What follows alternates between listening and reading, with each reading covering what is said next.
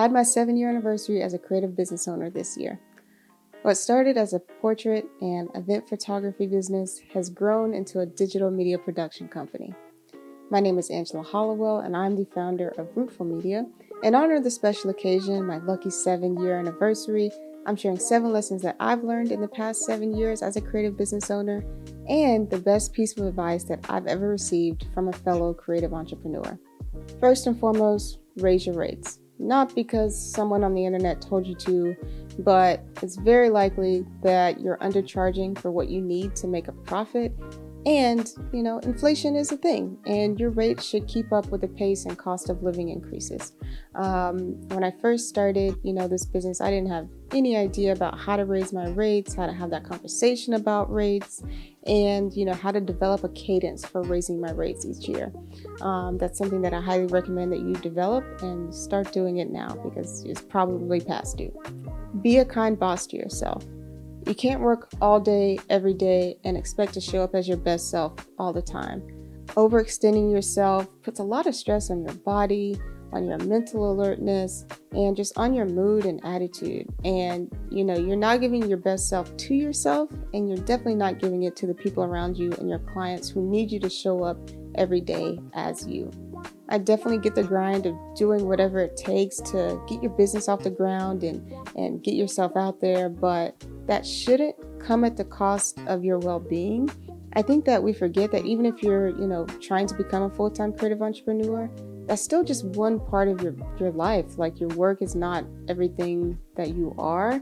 And I think that we should still treat our creativity and our passion as such. That's just one part of who we are and one part of what makes us unique. Take breaks, schedule downtime, do things just for you, just because. Why not? I get a lot of questions and I see a lot of questions about how to attract new clients.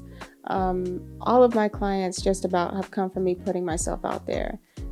That's the long and short of it. I think no matter who you are and what your personality type is, you need to find a way to put yourself out there. I personally use social media. I've used, and gone to a lot of in-person networking events. And whenever I go to an event or I'm posting online, what I'm always thinking about is how can I show up authentically as myself. Yes, sharing my expertise, but also sharing my philosophy on creativity and why I create and how I create and, how I work with others. I think that's so important when, people are thinking about, hiring you for a project or working with you on something. Do I know this person? Is it somebody I can trust? Is it somebody that I'm going to work well with? I think people underestimate how powerful it can be to be someone that people trust and not just someone people know.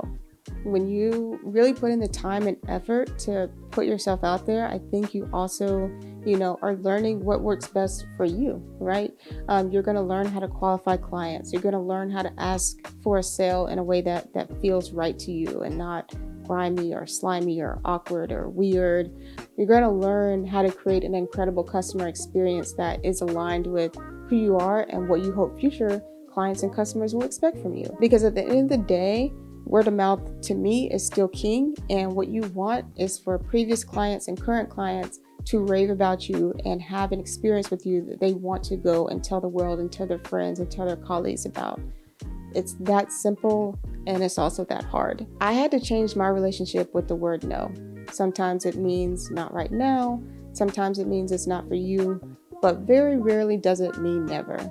That's a bit dramatic. Making mistakes is a part of learning, and the faster you can make mistakes and learn from them and apply what you've learned from them, the faster you're going to grow. You'll learn what you need to perform and create at your best. You'll learn, what your creative capacity is, how many projects you can reasonably take on at one time to do an incredible job at all of them. And you'll learn who you work best with, in terms of creative collaborators, in terms of clients, all of that. It just takes time and learning that hearing no is a part of life and that you'll never stop hearing no, and that's okay. This next piece of advice is coming from someone who is very much a visual creator, and that is learn how to write better. I'm talking video scripts, emails, social media posts, writing copy on your website, all of it. If you can't clearly explain what it is that you do, the people who need your services won't be able to find you. What good is clever copy if it's not clear and understandable? Yeah, you want to put your personality in there. I get it. but it needs to be easily absorbable for people who are, giving your work a glance, who are seeing your website for the first time and they're saying, is this person somebody that can do what I need? And is what I need in the realm of possibility if they've never done it before? This next one is one that I really struggled with a lot for the majority of these 7 years, and that I do think I'm finally trying to get a handle on and doing better at. And that's being realistic about your time management skills. Sometimes I get so excited about, projects that I have ideas for and all these things that I want to do to grow my business and create something new. And the reality is, I don't have the capacity for all of those things on top of doing client work. It's just not realistic to expect Rome to be built in a day. I think sometimes I get so ambitious with what I think I can accomplish in a week or a month that, I have to sit back and really prioritize what is, a week, a 30-day or a 90-day goal. Because I've realized that healthy time management for me means that if I have to work all day, every day to accomplish it, then my priorities are not right and I'm not spending my time wisely. It definitely has meant that I have needed to learn when to delegate or outsource when it comes to, buying my time back and increasing my capacity.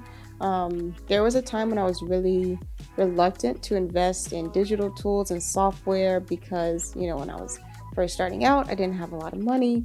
But one thing I had to realize is that, there's nobody on earth that you can pay a couple $100s a year to do a lot of the tasks that digital tools allow you to do in like a quarter of the time.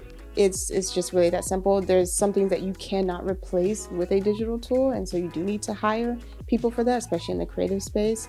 But it's knowing when to hire and knowing when, to look for a tool or a resource that can help you do certain things that you do repetitively a lot faster. I am so happy that I was not really on Twitter or LinkedIn when I first started as a creative business owner. I'm grateful for those platforms now, as they've really helped me to build a personal brand and an audience and a community that I really love and enjoy talking with on a regular basis. But one thing that they really push is like finding your niche as a creator. And what I have learned and what has been my experience is that your niche will choose you. Only thing you need to focus on is putting yourself out there, because you'll learn what is resonating most with people and be more inclined to, one, really figure out what you enjoy talking about and creating, and really understanding how you can help your audience and your clients the most. The more I worked and the more that I started to create, I started to figure out what area of filmmaking and photography that I enjoyed the most. And when I rebranded my business and did niche down kind of formally in that way, I think everything just made sense. And that's not just Rootful Media, that's also Honey and Hustle, because when I first started, Honey and Hustle was just a business interview podcast. But now Honey and Hustle is a business interview podcast that tells the stories of North Carolina founders and entrepreneurs, which is very specific, very niche to this area, but also very important in defining like who our target audience is. Not to say that you only can listen to the show if you're a North Carolina, entrepreneur, but understand like what perspective the show is coming from, because I think that, there's a very big difference from being like a Southern creator, entrepreneur, or founder, and like a tech SaaS founder out in Silicon Valley, or like a big hedge fund manager or finance focused business owner out in New York. I think that, carving out something special and that is meaningful to you,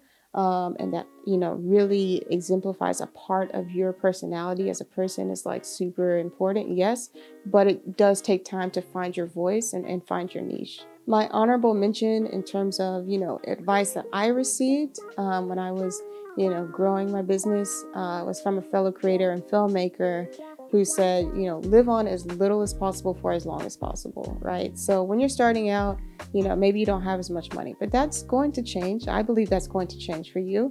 And just because you make more money doesn't mean you need to spend more money. Let me say that in another way in case you just, for some reason didn't hear that last part properly. Learn to live on as little as possible for as long as possible. You don't have to sacrifice for the things that you want in life, forever. That's business and personal. But it also means that like you don't need a $10,000 camera to make better films. You know what I mean? Like, you're probably making really good work right now. And if you just need a new camera, you don't have to spend $10,000 for it. There's probably something that's not as expensive that can work just the same. And so I think, especially online, when people have gear acquisition syndrome, gear is just one part of, a creative business, right? There's a lot of software and tools that I use a lot more regularly than I use this camera to run my business on a day-to-day basis. And, there's a lot more tools and education that I needed than just learning how to pick up a camera and turn it on and press record to be successful as, a filmmaker, as a photographer, as a podcaster. So I would definitely say that there's different ways you can invest in yourself that can be really great long-term investments that won't require, spending thousands and thousands and thousands of dollars just to say that you got it because you have a business that can afford it now. You know what I mean? So I hope that was helpful. I hope that you have something that you can take back to your entrepreneurship journey. Please give us a like, thumbs up if you enjoyed it. If you're interested in the podcast and you enjoy topics on creative entrepreneurship and founders, please be sure to check out Creative Architects and Honey and Hustle. Leave us a rating or review. Tell us how you like that. And I will see you in the next video.